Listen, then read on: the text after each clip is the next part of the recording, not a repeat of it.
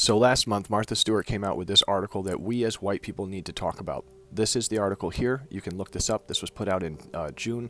I know that she did not write this. I'm going to continue to refer to this article as she, as though she wrote this, because she is putting this out under her brand.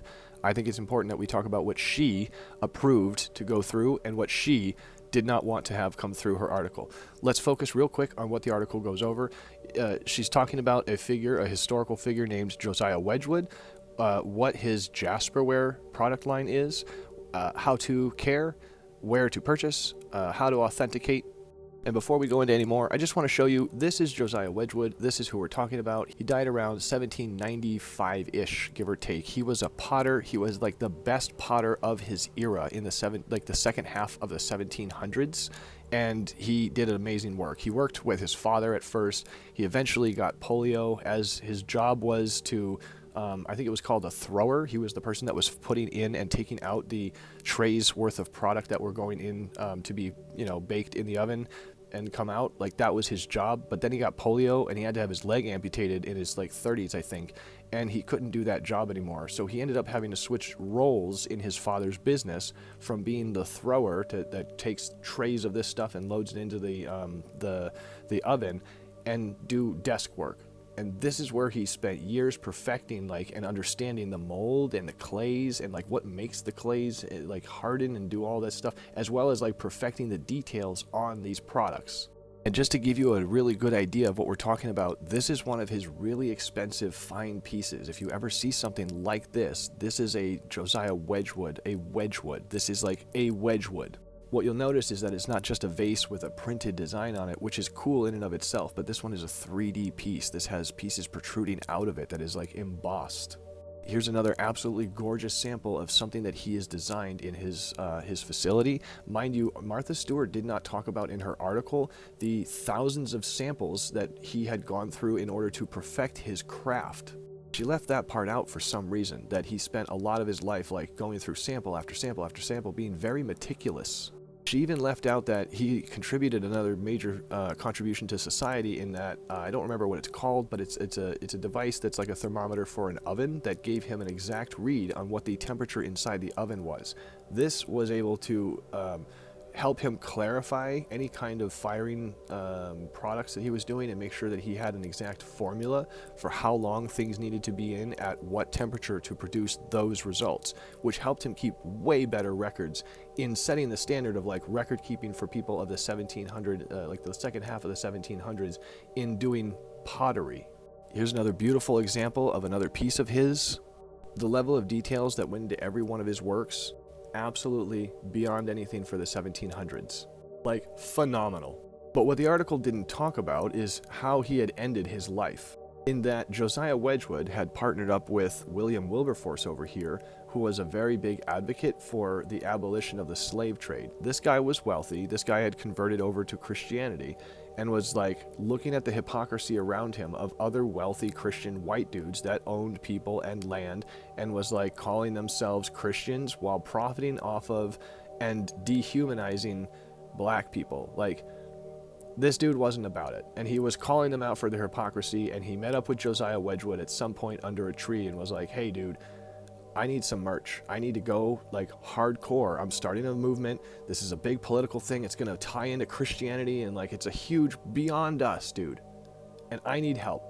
I need somebody who has designers who can help get me some visuals to get out there.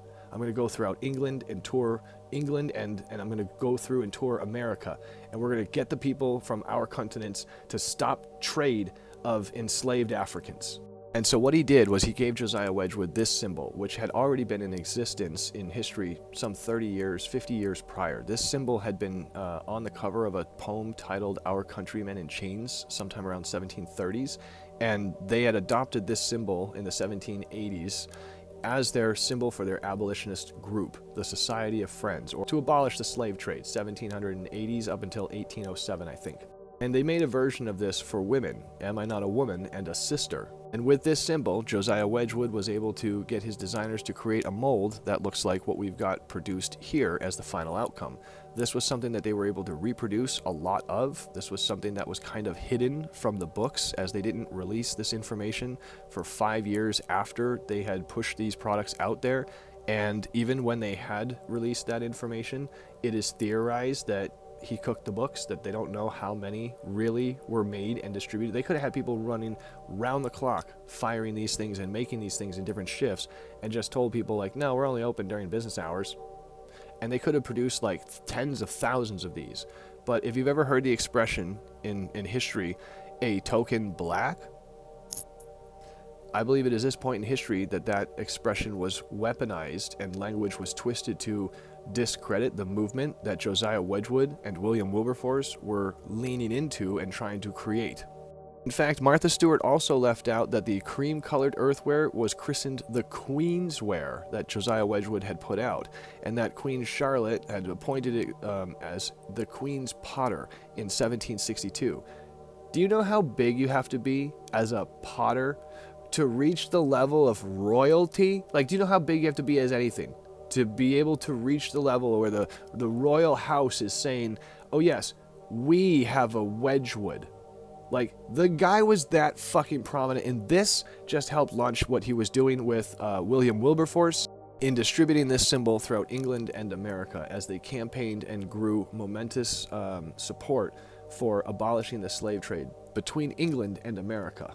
Something I should mention is that they didn't just make 3D objects. They had plateware and dishware that were decorative like this, where it was just a print on, that they had also sold. And like lots of women, even like non-royalty women who drank tea, would buy this because they wanted to have decorative object that supported a movement that they could use. And in a way, the way that these objects were used was that women would have other women over for tea and whatnot, and then they would display this out and drink from this, and it would create a conversation where no one talks about politics. They were talking about their product.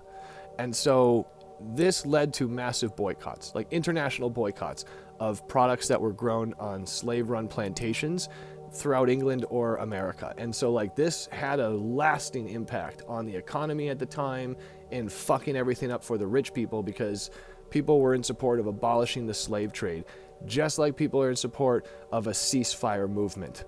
Anyway, if you're a white person and you don't know about this stuff, that's understandable. It has been hidden from us through people like Martha Stewart, who are trying to tell us something about them so that we know the name and we are like, yeah, they good.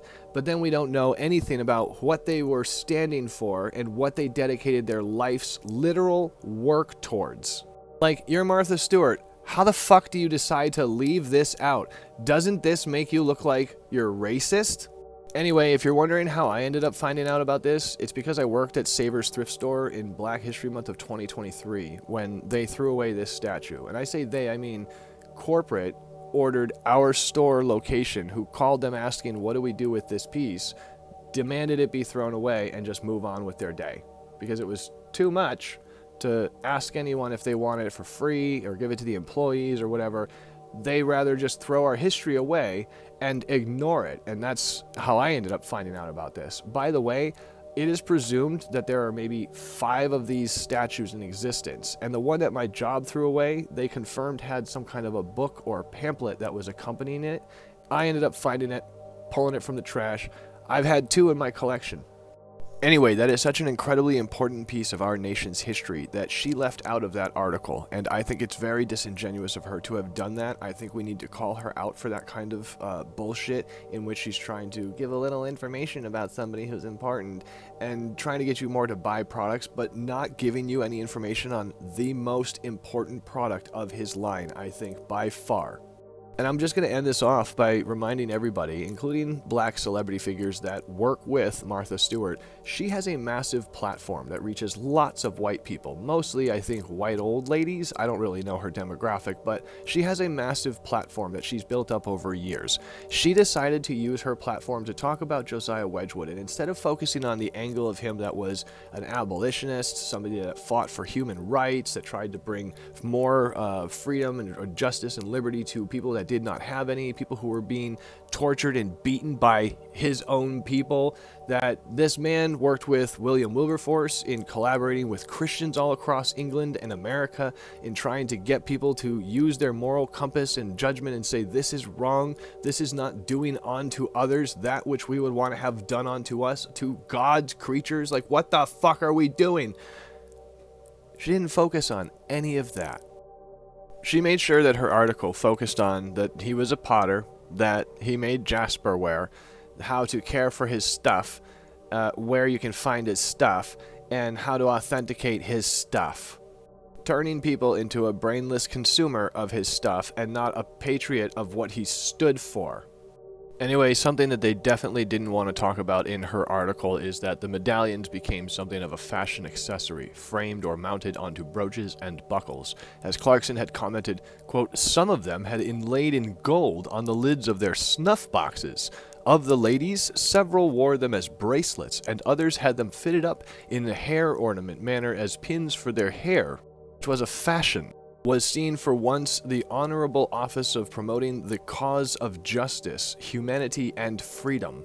Key to its success was that Wedgwood's medallions was easily reproducible. The V&A collection included the number of the medallions in a different ceramic bodies, sizes, and dates, along with models and molds for its production. Now, as I end this off, I just want you to think about what would a white woman like Martha Stewart want to hide all of this information that is crucial for white people to know, because it's our history. Why do you think that Martha Stewart, the bitch, would do that? Think about it.